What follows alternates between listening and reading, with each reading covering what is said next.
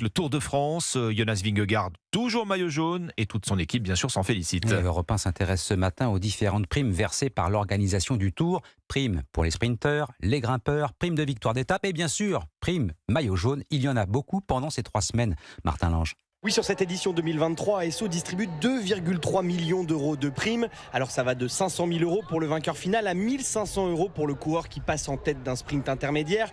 Des primes qui sont ensuite partagées entre coureurs. Cédric Vasseur, manager de l'équipe Cofidis. Ils ont exactement le même montant. Ça veut dire que quand Victor Lafay gagne, Alexis Renard gagne exactement la même chose. C'est de bonne guerre parce qu'on ne gagne pas s'il n'y a pas un travail derrière et ça incite aussi les équipiers à mouiller le maillot. Chez Cofidis, justement, le leader Guillaume Martin laisse sa part et 15% du pot commun est réservé au staff, tandis que chez Arkea Samsic, même les coureurs qui ne sont pas sur le Tour sont intéressés. Anthony Delaplace. Ils auront 40% de nos prix du Tour à se partager, toute l'équipe, tout le staff, et les 60% restants, on se les partage que les coureurs présents sur le Tour de France. Alors combien ça rapporte? Peu si l'on en croit Julien Jourdi, directeur sportif d'AG2R Citroën. À la fin de l'année, ça représente 1, 2, 3% de son salaire, la prime.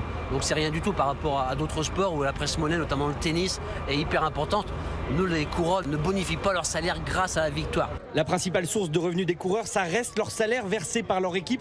Un salaire qu'ils peuvent renégocier à la hausse en cas de belle performance. Martin Lange, envoyé spécial d'Europe 1 sur la route du Tour de France. Victoire hier au sprint de Casper Asgreen à l'issue de la 18e étape. La 19e emmènera aujourd'hui les coureurs de Moirans en montagne à Poligny. J'espère que j'ai bien prononcé Moirans. C'est peut-être Moirans. Parfaitement. On me pardonne.